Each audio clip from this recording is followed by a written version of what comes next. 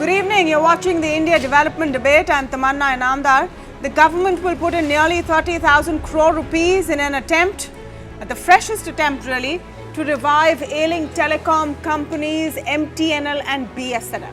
Part of the revival plan is to merge both of them. MTNL will now be a subsidiary of BSNL post the merger. Now, while MTNL provides services in Mumbai and Delhi, BSNL provides telecom services in the rest of India. Both companies have seen mounting losses, and BSNL in fact has been struggling to pay employee salaries since March this year. So will this lifeline really work in reviving two government-owned companies that seem to have lost their relevance? Is merging two sick companies the answer? And the bigger question we should be asking this evening, should we be putting in more taxpayer funds to keep these companies alive?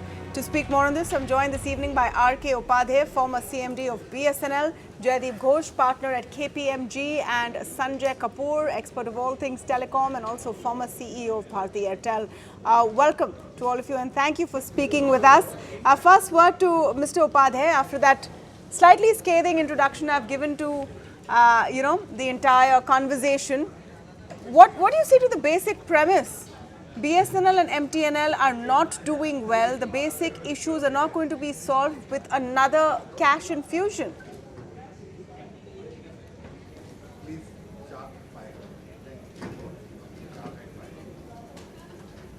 Yes, Mr. Upadhyay, that question's for you. Can you hear me?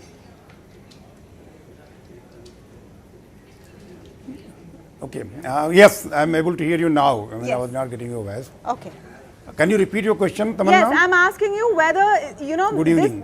Very good evening to you, sir. I'm asking you whether this cash infusion really makes sense considering the very poor shape both MTNL and BSNL are in. Is merging two sick companies the answer?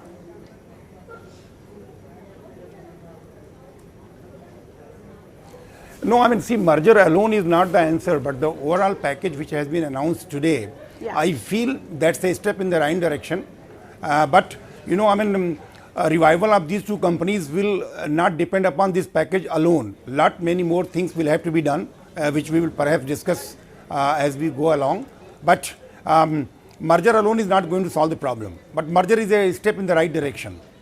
Why try to revive them is the question I'm asking, Mr. Upadhyay.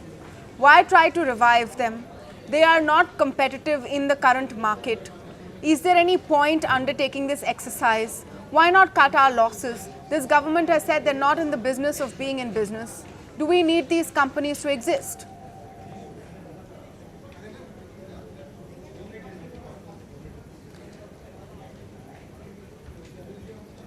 Yes, Mr. Upadhyay, that question's for you. I think I need to, can you hear me? No, see, I heard you for most of the part, of course, towards later and we are not audible. But, the question is that we should not start with the premise that they are not competitive in the market. Okay. Why they are not competitive, that is the question which must be analyzed, and it has been analyzed.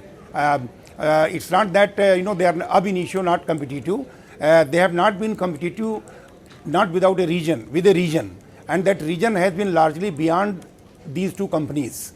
But that's why I say that it's very much possible to revive these companies. The decision which has been taken today is a much awaited decision, though I will say it's a decision in the right direction, but much awaited. Okay. It's a little late, but better late than never. Little late, better late than never, but what's it going to do? Jaideep Ghosh, you want to come in on this? What do you think of the MTNL BSNL revival plan, which we've been hearing about for a long time? Merger's also been on the table, but this time the government has actually gone one step further. The cabinet has approved the proposal.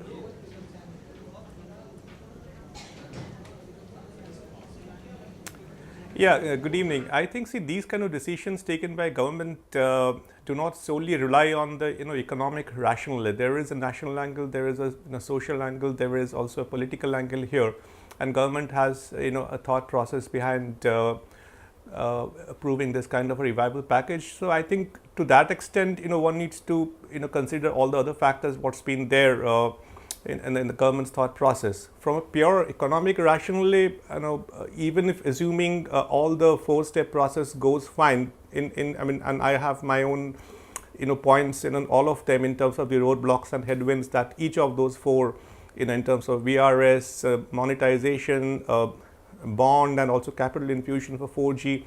But for a moment, if I say, okay, all those things still kind of go fine as per the plan, I would still tend to think that in the current prevailing telecom hyper competitive market situation, wherein the existing large players with 320, 350 million subscribers are facing several challenges, financial challenges in terms of their few mired in a few issues around regulatory aspects. In that environment, I think it is really going to be extremely tough for BSNL, MTNL, standalone or in a merged format to be competitive over a period of time. The merger from a business perspective makes perfect sense. It's been on the cards, been deliberated for several years. There's a complementarity. MTNL operates in Mumbai and Delhi, municipal area. BSNL operates everywhere else. So yes, prima facie business, yes. But making that happen, the process is, it's going to be a fairly elaborate scheme of things. One point to consider here, MTNL is a listed company with subsidiaries and businesses outside India. BSNL is not. So there is a long process to make that happen. So that's what my initial thoughts are. Okay, the process is long. There may be challenges to actually put it through, but I want to come to the very basic question at the very heart of this process. There are 2 lakh employees between MTNL and BSNL. Sanjay Kapoor, the whole 4-step revival process speaks about VRS, but do you think we need more clarity on whether these companies now need this large number of employees to function competitively? Is there a chance to revive these companies in a way that they actually function competitively? Do we need them today to exist in the current telecom landscape?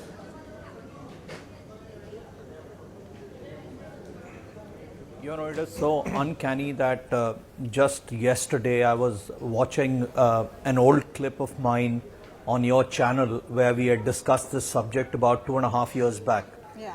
And I had in no uncertain terms said that BSNL and MTNL have no reason to exist and compete in the market where they have no competing strategy, no differentiator, and no survival kit in hand. I think with today's announcement, there is definitely somebody who believes that 2 wrongs make a right. And 2 wrongs don't make a right, believe me. No part of the world have the bottom of the stack players got together to create any magic, any part of the world at any point in time in this industry and many other allied industries. It is not just a question of people or money. Economics don't make sense is a foregone conclusion. Even operators with more than 300 million customers, in fact VLR customers, are struggling to make money in this industry by the advent of just one challenger in the market. And already 2 of them are playing a catch-up game. Can you imagine now a BSNL and MTNL first deal with the complexity of the merger, then have to really amalgamate their thought processes and strategies to roll out a whole new 4G network, because 3G is absolutely irrelevant and most operators are shutting down that technology, and therefore start almost like a greenfield project. How much time is it going to take? How much effort is going to take? And then who is going to do it? Are the current capabilities in these organizations good enough? We are no more in a linear voice world. We've already transformed into a data world. Right. And the data world requires a very different capability to think and succeed. And even the existing operators are struggling to attract great talent, which is data scientists, people who can develop platforms, capabilities around digital services. Can you imagine how is BSNL and MTNL going to attract that talent into their pool and be competitive in the marketplace? And finally, just imagine if they were successful in rolling out 4G. We are saying once again, somebody who starts afresh, who's got a vacant network, is again going to disrupt the market and bring the pricing structure down, because there's no other strategy for a guy who's entering fourth in the market. So once again, that market that probably will gain semblances is gaining a little bit on ARPUs is again going to plummet if they were to succeed, which I'm exceedingly doubtful about. So I think, in my opinion, it's absolutely exchequer's money going into something which has no future. No, absolutely. And look at some of the numbers that we've been showing you on our screen. For example, the market share of both these players in wireless technologies from 2016 to 2009. They're not even at 0.5%. Mr. Upadhyay, I hope you can hear everyone crystal clear. You have run BSNL. Is there any premise or argument that you can put forth on this debate on why they should continue to exist? Why should the government not pay off everyone's salaries and just pull the plug?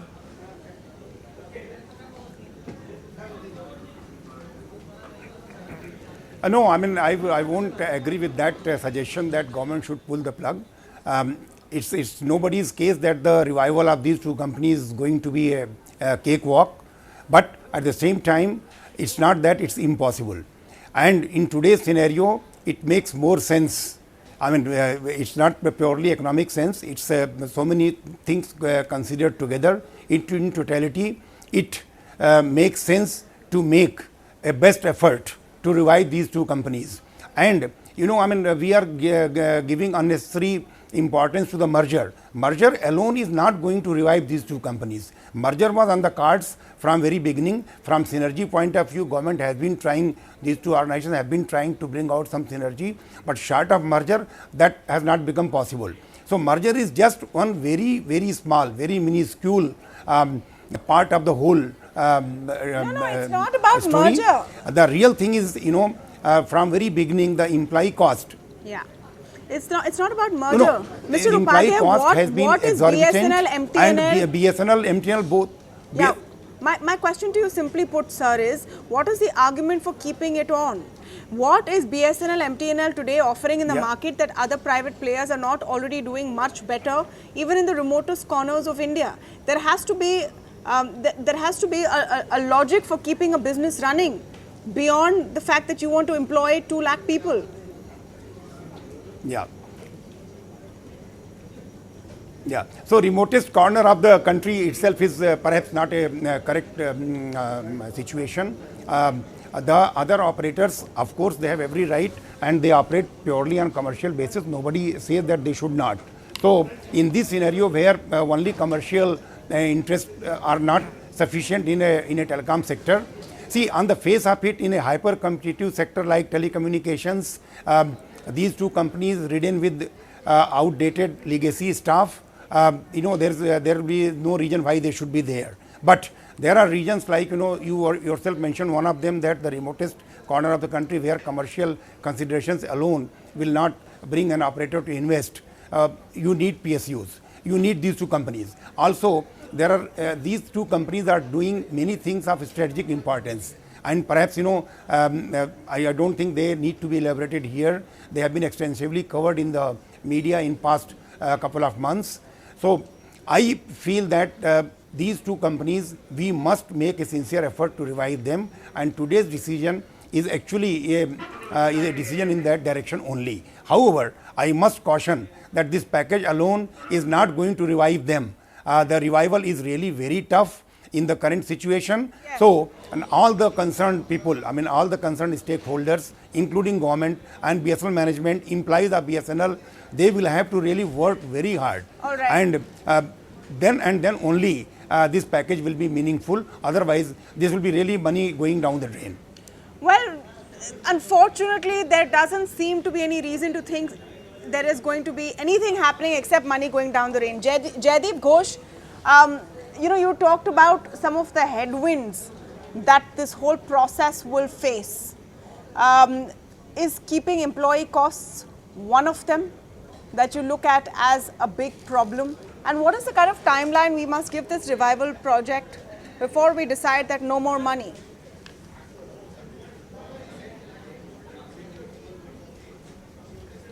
Yes, I think I find headwinds in almost everything, you know, except really for the, you know, capital infusion, which is a government's decision.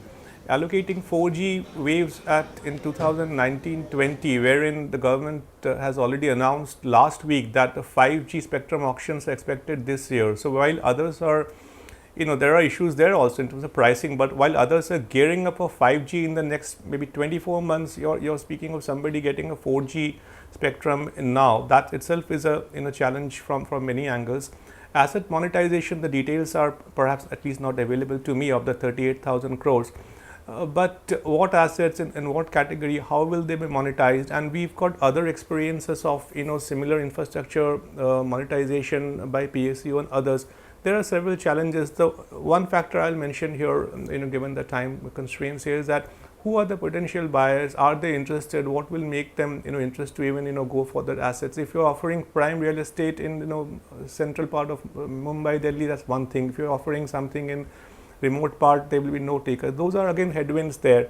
And employee cost, absolutely. I thought 50% of the costs of the revenue or employee cost, but I heard today from the minister's cabinet note that's about 70%. Others are probably 15%, 18% in that range. So it cannot come from 70 to 20% overnight. So right. I really don't know the merger process itself, the formal process of delisting and then exit options and so on and so forth. There's SEBI, there is NCLT, there is your Ministry of Corporate Affairs, there are other legal procedures. I would think 3 years is really something it should take. And I don't want to say, but the speed of action in the past hasn't really been that fast for many of those things. So right. It's going to be challenging and headwinds in almost everything. But as I said, just to sum up, there are social issues, the political considerations, national considerations. No, but that's what we're talking about. Jaideep, that's what we're talking about. I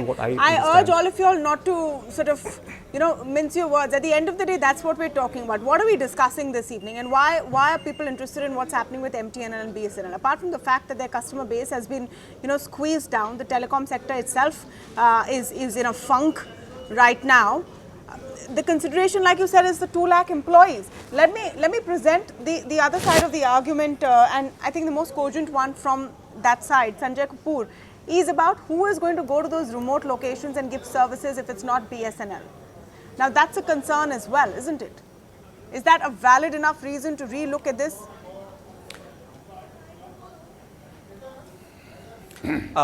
I think it was a reason when the private operators were entering this market with 2G and maybe till the time they came out with 3G in 2011.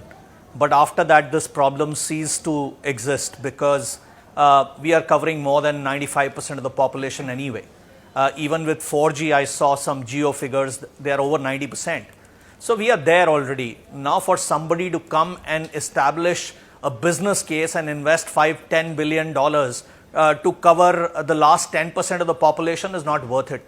Even China doesn't cover the last 7 or 8% of the population with an economy which is much larger than us. So there's no reason why we should be spending exchequer's money to serve a cause of going down to the least common denominator in the last village in India. I think these operators have no choice now. They will cover every nook and corner. They may not get on to some places because there are security issues, for example, around the border areas. The government themselves don't allow you to function in those areas. Only BSNL does. And will the government allow other operators to go there is a matter of security and government's choice. If they do that, I'm sure some operators will go there. And there was a USO fund that was actually there to reach out to the remotest location. Okay. But unfortunately, the utilization of the USO fund has been so poor and dismal that we have not been able to achieve any objective with that fund. Why can't that fund be rolled back again and say that fund is only for this purpose? And that's a subsidy, a dole, whatever you call it, from government side to serve the people who live in the last 10% of the populated villages. Mr. Upadhyay, your response to that? Some very interesting points. Don't service the last 7%. Yes. And let private players come in. Yes.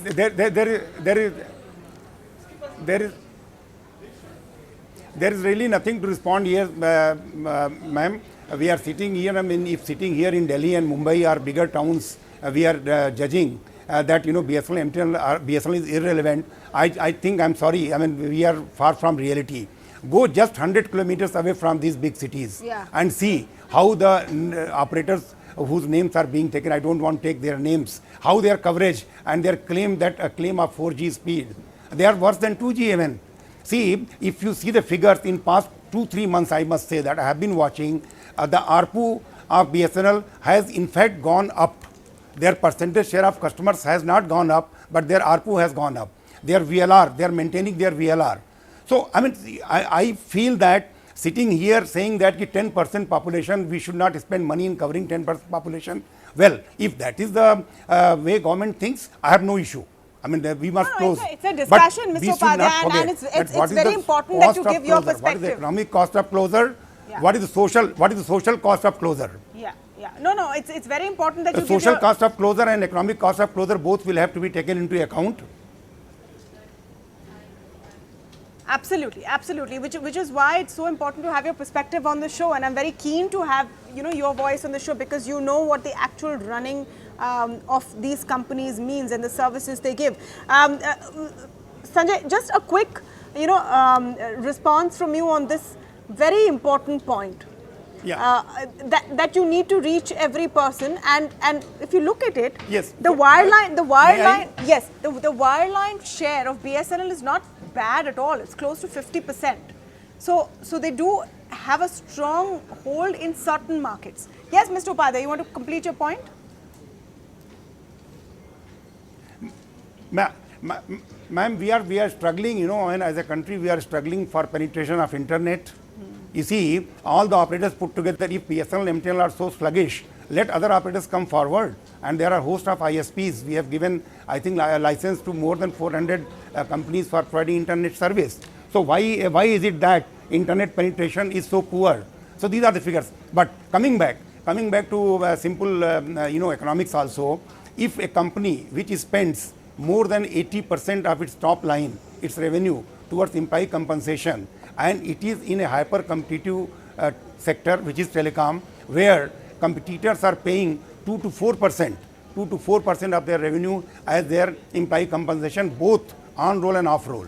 So there is no comparison really. I mean, we talk of level playing field. We have been talking of level playing field in telecom at least since past 20-25 years, since the sector was opened up. Where is the level playing field? Yeah. There is a competitor who is paying 2 to 4% of its revenues to employees, and these two companies are made to pay more than 80% of their revenues to the employee. So not only telecom, any business which spends 80 to 85% of its earnings towards employee compensation cannot survive. So rightly so, if we are able to really reduce the employee cost within the norms, right. And coming to this rollout, yes, I fully agree that rolling out 4G, starting greenfield rollout is too late. So those strategies will have to be really worked out. In fact, BSNL, I am told BSNL in certain circles utilizing 3G spectrum, closing down 3G, they have rolled out 4G. So, I mean, the innovation is taking place. Coming to the attracting talent, why talent will not come in case conditions are made right. And even today, the technical know-how with the BSNL is at par with any other company, rather BSNL and rightly so, as a feeder of technical manpower to other companies. Yes, I have to close the debate. I've run out of time, but I think the big takeaway is, I'm so sorry, but I've absolutely run out of time. This is a very interesting conversation. I think the big takeaway is that if you're going to put in more money, then give them a fighting chance, then unfetter them and let them take tough decisions, including who to keep and who not to keep on their roles.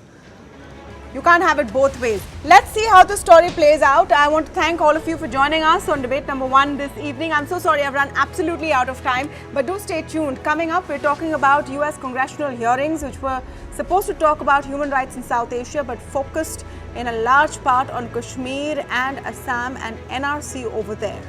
Should we be worried, or should we consider why a US congressional committee is focusing so much on Kashmir? How should we respond, if at all? That debate coming right up. I also have on the show Aarti Tikku Singh with me, the Indian journalist who was at that hearing, putting out our side of the story. Don't miss it.